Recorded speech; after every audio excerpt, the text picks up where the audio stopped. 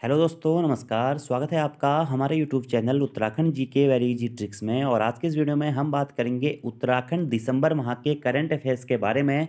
और उत्तराखंड के current affairs में दोस्तों दिसंबर 2021 के ये हमारे करंट अफेयर्स हैं और बहुत इंपॉर्टेंट करंट अफेयर्स हैं दोस्तों, जो कि आपके आगामी एग्जाम्स के लिए बहुत ज़्यादा हेल्पफुल हो सकते हैं। भले ही आप उत्तराखंड के किसी भी एग्जाम की तैयारी कर रहे हो, पटवारी, लेखपाल, बंदी रक्षक, police, SI, forest guard, PCS या जो अदर लोअर पीसीएस वगैरह वगैरह किसी भी एग्जाम की तैयारी कर रहे हो, सभी एग्जाम्स के लिए काफ़ी महत्वपूर्ण दोस्तों आपके करंट अफेयर्स रहने वाले हैं दिसंबर माह के। इससे पहले दोस्तों करंट अफेयर्स की हमारी प्लेलिस्ट भी बनी हुई है, जहां पर आपको मंथली सभी करंट अफेयर्स मिल जाएंगे। और जितनी भी चीज़ें आपके एग्जाम में आ सकती हैं या जो भी एग्जाम के लिए इंपॉर्टेंट रहता है, वो हम मंथली करंट अफेयर्स के वीडियोज़ में कवर अप करा देते हैं। तो वीडियो आप लास्ट तक जरूर देखें। और अगर आपने इससे पहले के मंथली वीडियोज़ नहीं देखी है तो आप उन वीडियोज़ को भी जरूर देखते हुए चलें। वीडियो पसंद आती है तो वीडियो को लाइक जरूर करें, कमेंट जरूर करें, अपने दोस्तों के साथ भी जरूर शेयर करें। और 2021 का करंट अफेयर्स का हमारा लास्ट वीडियो रहने वाला है दोस्तों। इसके बाद में जैसे ही जनवरी का मंथ कंप्लीट हो जाएगा तो हम जनवरी मंथ के करंट अफेयर्स भी आपको उत्तराखंड के करवा देंगे। तो बहुत महत्वपूर्ण ये आपके करंट अफेयर्स रहने वाले हैं सभी आगामी एग्जाम से। तो इसी के साथ साथ दोस्तों आप उत्तराखंड के किसी भी एग्जाम की तैयारी कर रहे हैं तो हमारे यूट्यूब चैनल के माध्यम से फ्री में पढ़ सकते हैं। आप प्लेलिस्ट पे जाइएगा, प्लेलिस्ट पे बहुत सारी प्लेलिस्ट बनी हुई है दोस्तों। उत्तराखंड पोस्टमार्टम क्लासेस की, शॉर्ट टॉपिक्स की बनी हुई है, उत्तराखंड हिस्ट्री अजय राउत की पड़ी हुई है, उत्तराखंड वन लाइनर्स की पड़ी हुई है। तो आप वो वीडियोज़ को एक एक करके कवर अप करते हुए चलते रहें। बाकी अगर आप सिक्वेंसली उत्तराखंड का पूरा कंप्लीट कोर्स पढ़ना चाहते हैं दोस्तों, तो आप प्ले स्टोर से हमारी application Uttarakhand GK very easy trick को डाउनलोड करके पढ़ सकते हैं। या फिर आपको उत्तराखंड के क्वेश्चंस की प्रैक्टिस करनी है या किसी प्रकार का आपको प्रैक्टिस सेट अटेम्प्ट करना है, तो वो भी आप हमारी application Uttarakhand GK very easy trick को डाउनलोड करके वहां से कर सकते हैं। चलिए शुरू करते हैं दोस्तों आज के इस वीडियो को। साहित्य अकादमी का बाल साहित्य पुरस्कार 2021 किसे दिया गया? तो साहित्य अकादमी का बाल साहित्य पुरस्कार 2021 दोस्तों देवेंद्र मेवाड़ी जी को दिया गया, जो कि उत्तराखंड के नैनीताल जनपद से संबंधित हैं। और बहुत महत्वपूर्ण ये प्रश्न है दोस्तों, आपको आगामी एग्जाम्स में जरूर देखने को मिलेगा कि साहित्य अकादमी का बाल साहित्य पुरस्कार 2021 किसे प्रदान किया गया? तो देवेंद्र मेवाड़ी जी को प्रदान किया गया। और किस रचना के लिए प्रदान किया गया? नाटक में विज्ञान रचना के लिए इन्हें साहित्य अकादमी का बाल साहित्य पुरस्कार 2021 से सम्मानित किया गया। ठीक है। इसी प्रकार से दोस्तों दूसरा प्रश्न आपसे इस प्रकार से बन सकता है कि हिंदी भाषा का साहित्य अकादमी पुरस्कार किसे प्रदान किया गया? तो दया प्रकाश सिन्हा जी को हिंदी भाषा का साहित्य अकादमी पुरस्कार 2021 प्रदान किया गया। और इनके किस नाटक के लिए? सम्राट अशोक नाटक के लिए। तो ये दोनों प्रश्न आपको याद रखने हैं कि साहित्य अकादमी का बाल साहित्य पुरस्कार 2021 किसे प्रदान किया गया? देवेंद्र मेवाड़ी जी को प्रदान किया गया। किस रचना के लिए? नाटक में विज्ञान के लिए। ऐसे ही दूसरा प्रश्न है, हिंदी भाषा का साहित्य अकादमी पुरस्कार 2021 किसे प्रदान किया गया? दया प्रकाश सिन्हा जी को प्रदान किया गया। किस रचना के लिए? सम्राट अशोक नाटक के लिए। दूसरा हमारा प्रश्न है दोस्तों कि हाल ही में किसे कुमाऊं कमिश्नर नियुक्त किया गया है, यानी कि वर्तमान में हमारे कुमाऊं कमिश्नर कौन है? तो वर्तमान में हमारे कुमाऊं कमिश्नर है दोस्तों कौन? दीपक रावत जी। ठीक है। और इन्होंने सुशील कुमार जी का स्थान लिया है। तो वर्तमान कुमाऊं कमिश्नर कौन है? दीपक रावत जी हैं। ठीक है। अब आपको बताना है यहाँ पे हमारे वर्तमान में गढ़वाल कमिश्नर कौन है, कमेंट बॉक्स में आप लोग बताएंगे। और अगर आपको नहीं आ रहा है तो उत्तराखंड में वर्तमान में कौन क्या है वाली वीडियो देख लीजिए, वहां पर मैंने आपको बताया हुआ है। अगला हमारा प्रश्न, ये भी बहुत महत्वपूर्ण प्रश्न है दोस्तों, कि किस राज्य सरकार के द्वारा दूध मूल्य प्रोत्साहन योजना प्रारंभ की गई है? तो उत्तराखंड सरकार के द्वारा दूध मूल्य प्रोत्साहन योजना प्रारंभ की गई है। और कब से प्रारंभ की गई है दोस्तों? 8 दिसंबर 2021 को देहरादून से दूध मूल्य प्रोत्साहन योजना की शुरुआत करी है उत्तराखंड गवर्नमेंट ने। वीवीआईएमपी क्वेश्चन है दोस्तों ये भी। क्या दूध मूल्य प्रोत्साहन योजना कहां से शुरुआत हुई है? देहरादून से। किस राज्य सरकार ने शुरुआत की है? उत्तराखंड ने। और कब से की है? 8 दिसंबर 2021 से।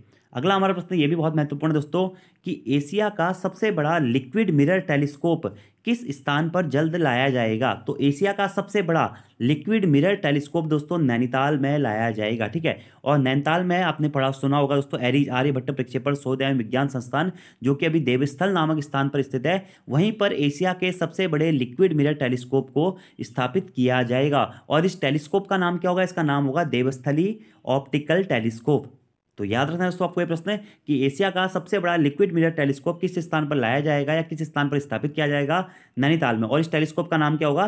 Devasthali optical telescope. ठीक है। और उत्तराखंड में लाया जाएगा मेनली आर्यभट्ट प्रक्षेपण शोध विज्ञान संस्थान के का जो हमारा हेड ऑफिस है अभी कहाँ पे? देवस्थल नैनीताल में। तो यहाँ पर इसे स्थापित किया जाएगा। ठीक है। और किस किस देश के सहयोग से यह टेलीस्कोप लाया जा रहा है? तो भारत और बेल्जियम के सहयोग से, और कनाडा का भी इसमें थोड़ा बहुत सहयोग है। अगला हमारा प्रश्न है, हाल ही में प्रथम एन.के. जोशी वन्य जीव संरक्षण सम्मान से किसे सम्मानित किया गया है? तो हाल ही में प्रथम एन.के. जोशी वन्य जीव संरक्षण सम्मान से सम्मानित किया गया दोस्तों त्रिलोक सिंह बिष्ट जी को। किसे? त्रिलोक सिंह बिष्ट जी को, याद रखना है। अगला प्रश्न, उत्तराखंड में इको टूरिज्म सर्किट का उद्घाटन कहाँ किया जाएगा? तो उत्तराखंड में इको टूरिज्म सर्किट का उद्घाटन दोस्तों टिहरी गढ़वाल जनपद में किया जाएगा। क्या? इको टूरिज्म सर्किट, याद रखना दोस्तों, इको टूरिज्म सर्किट का उद्घाटन कहाँ? टिहरी में, ठीक है। और जो इको टूरिज्म सर्किट है इसका नाम क्या रहेगा? इसका नाम है दोस्तों रौनसलिखल कोरिया खुराटेको पर्यटन सर्किट, ठीक है। तो प्रश्न इस प्रकार से बन सकता है कि रौनसलिखल कोरिया खुराटेको पर्यटन सर्किट टूरिज्म सर्किट का कहाँ स्थित है? तो टिहरी में स्थित है। और इको टूरिज्म सर्किट का उद्घाटन कहाँ किया गया? टिहरी में। और ये इको टूरिज्म सर्किट का उद्घाटन मतलब कौन सा सर्किट ये रहेगा? तो ये रहेगा रौनसलिखल कोरियो खुराटेको पर्यटन सर्किट। अगला हमारा प्रश्न है, उत्तराखंड राज्य का सबसे बड़ा रेस्क्यू सेंटर या उत्तराखंड राज्य का सबसे बड़ा वन्यजीव रेस्क्यू सेंटर या वन्यजीव बचाव केंद्र किस राष्ट्रीय उद्यान में बनाया गया है? तो उत्तराखंड राज्य का सबसे बड़ा वन्यजीव बचाव केंद्र या वन्यजीव रेस्क्यू सेंटर जिम कॉर्बेट राष्ट्रीय उद्यान के ढेला क्षेत्र में बनाया गया। कौन से? जिम कॉर्बेट राष्ट्रीय उद्यान के ढेला क्षेत्र में बनाया गया है उत्तराखंड राज्य का सबसे बड़ा वन्यजीव बचाव केंद्र या सबसे बड़ा रेस्क्यू सेंटर। और जिम कॉर्बेट राष्ट्रीय उद्यान की स्थापना 1936 में हुई थी। उत्तराखंड के 2 जनपदों पौड़ी गढ़वाल जनपद और नैनीताल जनपद में हमारा जिम कॉर्बेट राष्ट्रीय उद्यान का विस्तार पाया जाता है। अगला हमारा प्रश्न है, उत्तराखंड के किस विश्वविद्यालय के परिसर में एक रक्षा केंद्रित इनक्यूबेटर स्थापित किया जाएगा? तो उत्तराखंड के वीर माधव सिंह भंडारी उत्तराखंड टेक्निकल यूनिवर्सिटी के परिसर में एक रक्षा केंद्रित इनक्यूबेटर स्थापित किया जाएगा। कहाँ पे? वीर माधव सिंह भंडारी उत्तराखंड टेक्निकल यूनिवर्सिटी में। अब दोस्तों आपको इसमें आंसर बताना है कि ये वीर माधव सिंह भंडारी उत्तराखंड टेक्निकल यूनिवर्सिटी कहाँ स्थित है या इसका हेड ऑफिस कहाँ पर स्थित है या इसके मुख्यालय कहाँ पे स्थित है या ये जो टेक्निकल यूनिवर्सिटी है कहाँ पर स्थित है जहाँ पर एक रक्षा केंद्र इनक्यूबेटर स्थापित किया जाएगा। ठीक है, कमेंट बॉक्स में बताना है आपको। अगला हमारा प्रश्न है, उत्तराखंड में डबल लेन सुरंग के निर्माण के लिए केंद्र से मंजूरी मांगी है। यह सुरंग कहां से कहां तक बनेगी? तो उत्तराखंड के मुख्यमंत्री पुष्कर सिंह धामी जी के द्वारा डबल लेन सुरंग के निर्माण के लिए केंद्र सरकार से मंजूरी मांगी गई है और यह सुरंग हमारी देहरादून से टिहरी झील तक बनने वाली है। अप्रॉक्सीमेटली 30 किलोमीटर की ये सुरंग होगी। अगर ये सुरंग बन जाती है दोस्तों तो ये शायद हमारी एशिया की सबसे बड़ी सुरंग हो जाएगी। ठीक है, इस प्रकार का कोई फैक्ट इसमें रहने वाला है। तो अभी देखते हैं मंजूरी मिलती है नहीं मिलती है, लेकिन क्वेश्चन इंपोर्टेंट हो सकता है कि डबल लेन सुरंग का निर्माण कहाँ से कहाँ तक किए जाने की बात हाल ही में चर्चा में रही है, तो देहरादून से टिहरी झील तक। ठीक है, अगला हमारा प्रश्न है, उत्तराखंड वन विभाग द्वारा पर्यटकों के लिए ट्री हाउस कहां पर खोला जाएगा? तो उत्तराखंड वन विभाग के द्वारा पर्यटकों के लिए ट्री हाउस खोला जाएगा कहां पे?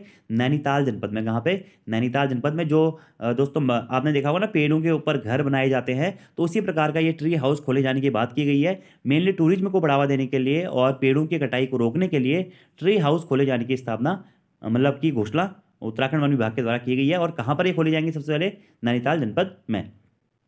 अगला हमारा प्रश्न बहुत महत्वपूर्ण है दोस्तों ये भी, कि उत्तराखंड लोक सेवा आयोग यानी कि यूकेपीएससी के नवीनतम नवे अध्यक्ष कौन बने हैं? तो यूकेपीएससी के नए अध्यक्ष हैं कौन दोस्तों? राकेश कुमार जी। याद रखना कौन है? राकेश कुमार जी यूकेपीएससी के नए अध्यक्ष हैं। और इन्होंने किनका स्थान लिया है? इन्होंने मेजर जनरल आनंद सिंह रावत जी का स्थान लिया है। और ये राकेश कुमार जी यूकेपीएससी के कौन से अध्यक्ष हैं दोस्तों? नवे अध्यक्ष हैं। ठीक है, यूकेपीएससी उत्तराखंड लोक सेवा आयोग की स्थापना कब हुई और इसका मुख्यालय कहाँ स्थित है? ये दोनों क्वेश्चन के आंसर आपको कमेंट बॉक्स में देने हैं। आज दोस्तों मैं आपसे इतने प्रश्न इसलिए पूछ रहा हूँ क्योंकि ये यूकेपीएससी हो गया, यूके हो गया, ये सारे क्वेश्चन मैं आपको इतनी बार करा चुका हूँ कि आपको डायरेक्टली याद रहने चाहिए कि यूकेपीएससी की स्थापना कब हुई और इसका मुख्यालय कहाँ पे स्थित है, ये भी आपको कमेंट बॉक्स में बताना है। और वर्तमान में इसके हमारे अध्यक्ष कौन बन गए? वो है राकेश कुमार जी, जिन्होंने मेजर जनरल आनंद सिंह रावत जी का स्थान लिया है। अगला हमारा प्रश्न ये भी बहुत महत्वपूर्ण है दोस्तों, कि अंतर्राष्ट्रीय मधुमक्खी पालन महोत्सव का आयोजन उत्तराखंड के किस स्थान पर किया गया है? तो अंतर्राष्ट्रीय मधुमक्खी पालन महोत्सव का आयोजन उत्तराखंड के नैनीताल जनपद के हल्द्वानी में किया गया है। और 3 दिवसीय मधुमक्खी पालन महोत्सव था ये, जो 18 से लेकर 20 दिसंबर 2021 के मध्य में आयोजित किया गया था। तो अंतर्राष्ट्रीय मधुमक्खी पालन महोत्सव का आयोजन कहाँ पे किया गया? हल्द्वानी में। कब से कब तक? 18 से लेकर 20 दिसंबर 2021 के मध्य में। अगला प्रश्न ये भी इंपोर्टेंट है, राष्ट्रीय भू स्थानिक सम्मान से किसे सम्मानित किया गया है? तो प्रोफेसर पी.के. जोशी जी को राष्ट्रीय भू स्थानिक सम्मान से सम्मानित किया गया। किसे? Professor P K. जोशी। कौन सा सम्मान? भू स्थानिक सम्मान। अगला हमारा प्रश्न है, उत्तराखंड के किन व्यक्तियों को मदर टेरेसा मेमोरियल अवार्ड से सम्मानित किया गया है। तो उत्तराखंड के 2 व्यक्तियों को, अनिल प्रकाश जोशी जी और रिधिमा पांडे, इन दोनों व्यक्तियों को दोस्तों मदर टेरेसा मेमोरियल अवार्ड से सम्मानित किया गया है। यह अवार्ड उन्हें हार्मनी फाउंडेशन ने नई दिल्ली में सामाजिक न्याय के क्षेत्र में उत्कृष्ट कार्य के लिए प्रदान किया गया है। ठीक है, और पर्यावरण के क्षेत्र में दोनों को, अनिल प्रकाश जोशी जी को और रिधिमा पांडे जी को, मदर टेरेसा मेमोरियल अवार्ड से सम्मानित किया गया। मेनली नाम याद रखना है, मदर टेरेसा मेमोरियल अवार्ड से किसे सम्मानित किया गया? अनिल प्रकाश जोशी जी को और रिधिमा पांडे जी को। सामाजिक न्याय के क्षेत्र में उत्कृष्ट कार्य के लिए यह अवार्ड प्रदान किए जाते हैं। मेनली ये दोनों पर्यावरण से संबंधित हैं। अनिल प्रकाश जोशी का नाम तो आपने बहुत बार सुना भी होगा। हैस्को के संस्थापक भी कौन है? अनिल प्रकाश जोशी जी हैं। ठीक है, अगला प्रश्न है, राज्य का नवीनतम नवा नगर निगम का दर्जा किसे प्रदान किया गया है? तो श्रीनगर को दोस्तों नवे नगर निगम का दर्जा तो प्रदान किया गया था, लेकिन वर्तमान में शायद ये घोषणा जो है दोस्तों ये कैंसिल हो गई है, या कोर्ट केस, मतलब कुछ इसमें अभी एक्चुअलिटी में अगर आपसे पूछा जाता है कि नगर निगम कितने हैं, तो आपको 8 ही याद रखने हैं। 9वें की घोषणा जरूर हुई है। अगर आपसे प्रश्न इस प्रकार में पूछा जाता है कि उत्तराखंड के नवे नगर निगम का दर्जा किसे प्रदान किए जाने की घोषणा की गई है, ठीक है, तो वहां पर आपको याद रखना है कि श्रीनगर को। ठीक है, लेकिन अगर एक्चुअलिटी में आपसे पूछा जाता है कि इस प्रकार से अगर प्रश्न पूछा जाता है कि उत्तराखंड में वर्तमान में कितने नगर निगम है, तो वर्तमान के हिसाब से आपको 8 ही अभी तक याद रखना है। ठीक है, क्योंकि 9वें का अभी तक फिक्स नहीं है। ठीक है, शायद इसके कैंसिल की अधिसूचना भी जारी तो नहीं हुई है, लेकिन शायद कोर्ट केस में ये मामला कुछ अभी अटका हुआ है। ठीक है, तो फिलहाल आप इसे स्किप करिएगा। नवा नगर निगम का दर्जा प्रदान किए जाने की घोषणा की गई किसे? श्रीनगर को। अधिसूचना भी जारी हो गई थी, लेकिन अभी कुछ कॉम्प्लिकेशन इसमें चल रही है। ठीक है, बाकी श्रीनगर कहाँ पर था? पौड़ी गढ़वाल जनपद बनता है। घोषणा कब हुई थी? 31 दिसंबर 2021 को घोषणा की गई थी नवे नगर निगम को बनाने की। कहाँ? श्रीनगर में। ठीक है, लेकिन वर्तमान में याद रखना आपको, फिलहाल आपको 8 ही याद रखने। कितने? 8। कैंपा योजना के तहत भारत की पहली घास संरक्षिका का उद्घाटन कहाँ किया गया था? तो कैंपा परियोजना के तहत भारत की प्रथम घास संरक्षिका का उद्घाटन दोस्तों उत्तराखंड में किया गया था, और उत्तराखंड में अल्मोड़ा जनपद के रानीखेत। कहाँ पे एग्जैक्टली आपको याद रखना है, कहाँ पे? रानीखेत में भारत की पहली घास संरक्षिका का उद्घाटन किया गया था। कहाँ पे? रानीखेत, उत्तराखंड में। अगला हमारा प्रश्न है, हाल ही में जॉर्ज एवरेस्ट हाउस का पुनर्निर्माण किया गया है। यह हाउस कहाँ स्थित है? तो ये एग्जाम में भी आ चुका है प्रश्न कि जॉर्ज एवरेस्ट हाउस किस जनपद में स्थित है? तो मसूरी में स्थित है जॉर्ज एवरेस्ट हाउस। ठीक है, बाकी एबट माउंट ये कहाँ स्थित है? ये चंपावत में स्थित है। ये भी एग्जाम में प्रश्न पूछा जा चुका है। अगला प्रश्न दोस्तों कि वर्ल्ड बैडमिंटन चैंपियनशिप 2021 में लक्ष्य सेन ने कौन सा पदक जीता है? तो वर्ल्ड बैडमिंटन चैंपियनशिप 2021 जिसका आयोजन स्पेन में हुआ था, इसमें अल्मोड़ा जनपद के निवासी लक्ष्य सेन के द्वारा कांस्य पदक जीता गया है। कौन सा पदक जीता है? कांस्य पदक। तो प्रश्न इस प्रकार से बन सकता है कि वर्ल्ड बैडमिंटन चैंपियनशिप 2021 में कांस्य पदक किसने जीता है? तो लक्ष्य सेन ने जीता है। अगला हमारा प्रश्न है दोस्तों कि देहरादून स्थित सैन्य धाम का नाम किसके नाम पर रखा गया है? वैसे ये प्रश्न होना चाहिए था कि देहरादून स्थित सैन्य धाम के मुख्य द्वार का नाम किसके नाम पर रखा गया है? तो जनरल विपिन रावत जी के नाम पर रखा गया है देहरादून स्थित सैन्य धाम के मुख्य प्रवेश द्वार का नाम। ठीक है, और जो ये देहरादून स्थित सैन्य धाम है, इसे उत्तराखंड के 5वें धाम के रूप में विकसित किया जाएगा। ठीक है, यार 5वें धाम के रूप में प्रसिद्ध माना जाएगा।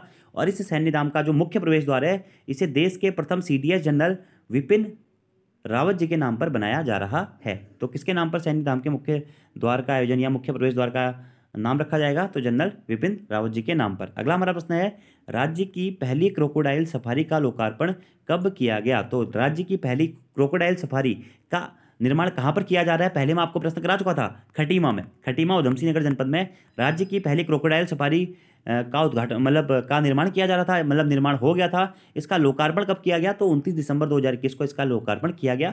मैंने लोकार्पण नहीं पूछा जाएगा, आपको ये याद रखना है कि उत्तराखंड राज्य की पहली क्रोकोडाइल सफारी का निर्माण कहाँ पर किया गया? तो खटीमा में किया गया। ठीक है, और खटीमा के सुरई रेंज के ककरा नाले में किया गया।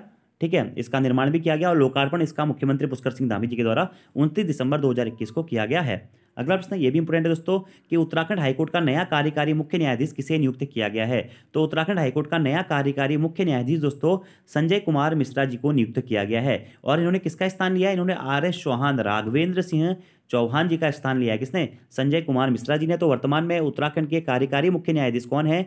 वह है संजय कुमार मिश्रा जी। और RS चौहान जी आप रिटायर हो गए हैं, याद रखना आपको, RS चौहान जी आप वर्तमान में हमारे मुख्य न्यायाधीश नहीं रहे। ठीक है, अगला हमारा प्रश्न है, उत्तराखंड सरकार द्वारा लगभग 2.59 लाख छात्रों के बैंक खातों में कितने रुपए जारी करने की घोषणा की गई है? अप्रोक्सीमेटली दोस्तों 12,000 रुपये छात्रों के बैंक खातों में जमा करने की घोषणा की गई है, ठीक है। और ये 12,000 रुपये, आप लोगों ने ये भी सुना होगा कि टैबलेट भी वितरण किए जा रहे हैं। तो टैबलेट वितरण मतलब टैबलेट की धनराशि छात्रों के अकाउंट में दी जा रही है ताकि वो टैबलेट खरीदें और अपनी ऑनलाइन शिक्षा को बढ़ाएं। और मेनली हाई स्कूल मतलब जो 11वीं 12वीं या जो ग्रेजुएशन में छात्र हैं उनको ये चीज़ें प्रदान की जा रही है, ठीक है। तो कितना 12,000 याद रखना है, भले टैबलेट वितरण योजना में कहें या छात्रों को ऑनलाइन शिक्षा को प्रोत्साहित करने के लिए कितने 1,000 रुपये जारी करने की घोषणा की गई है, तो 12,000 रुपये, ठीक है, पर स्टूडेंट।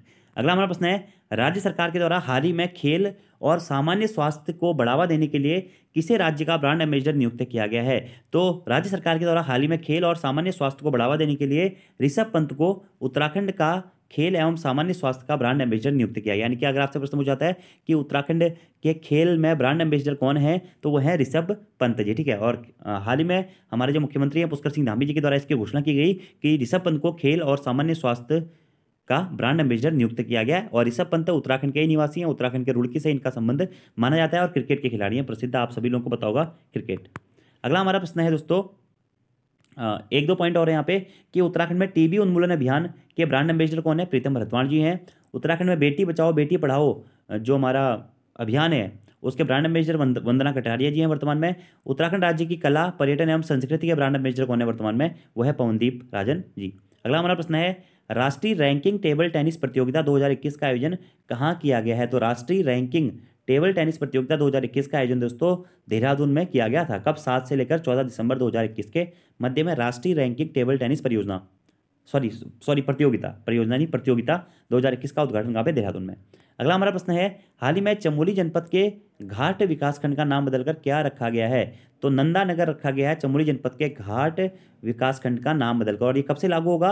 1 अप्रैल 2022 से यह लागू होगा। तो जब जो एक घाट विकासखंड है ना, घाट ब्लॉक जो है उसे नंदा नगर ब्लॉक या विकासखंड के नाम से जाना जाएगा। तो प्रश्न बन सकता है कि हाल ही में चर्चा में रहा नंदा नगर विकासखंड किस जनपद में स्थित है? तो चमोली जनपद में स्थित है। चमोली जनपद की स्थापना कब हुई थी? 24 फरवरी 1960 को चमोली जनपद की स्थापना हुई थी, याद रखना आपको।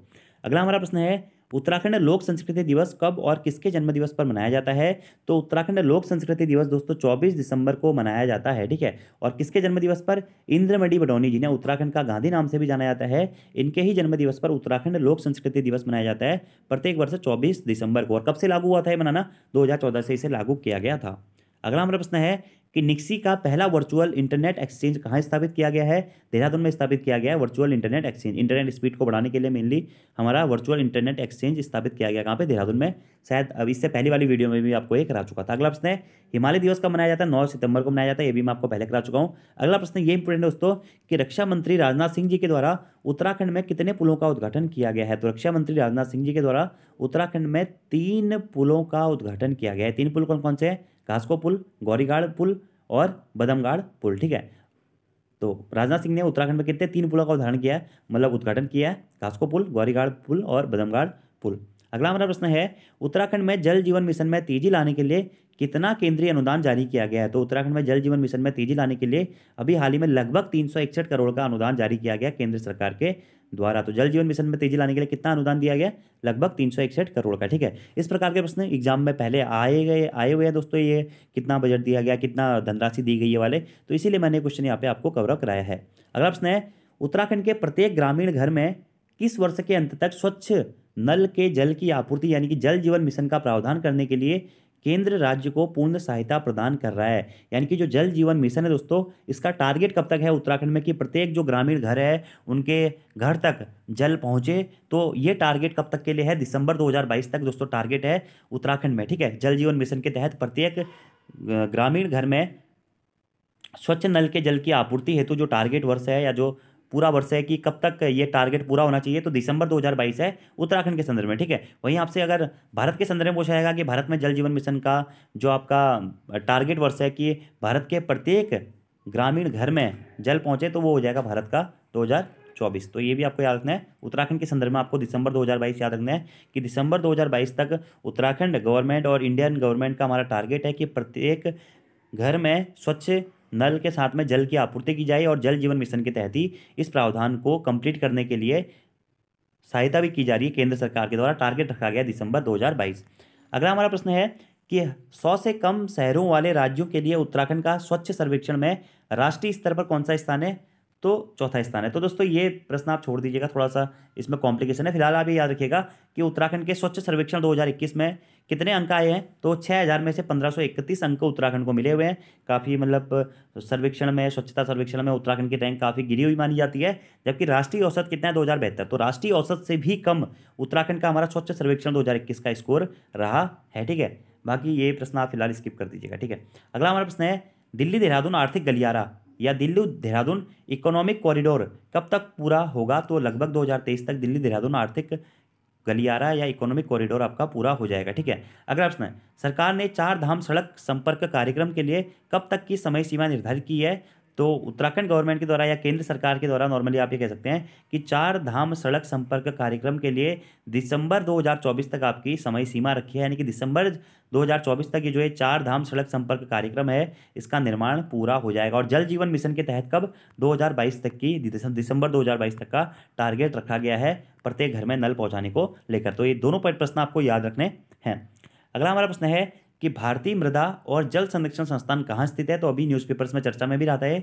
तो भारतीय मृदा एवं जल संरक्षण संस्थान दोस्तों आपका देहरादून जनपद में स्थित है। अगला प्रश्न है, उत्तराखंड में 4 धाम देवस्थानम बोर्ड अधिनियम को निरस्त कर दिया गया है, जिसने गंगोत्री, यमुनोत्री, बद्रीनाथ और केदारनाथ के 4 धामों मंदिरों सहित लगभग कितने मंदिरों को राज्य के नियंत्रण में ला दिया था? तो लगभग 50 मंदिर इसके साथ में और थे दोस्तों, लेकिन वर्तमान में इस 4 धाम देवस्थानम बोर्ड अधिनियम को खत्म कर दिया गया है। वर्तमान में इसे खत्म कर दिया गया है। अगला प्रश्न और आज का हमारा लास्ट प्रश्न है दोस्तों कि चाय हेतु प्रसिद्ध नायल गांव किस जिले में स्थित है, जिसकी चाय अंतर्राष्ट्रीय लेवल पर भी दोस्तों काफ़ी फेमस मानी जा रही है और चाय का उत्पादन और ट्रांसपोर्ट भी यहाँ से एक अच्छी मात्रा में हो रहा है।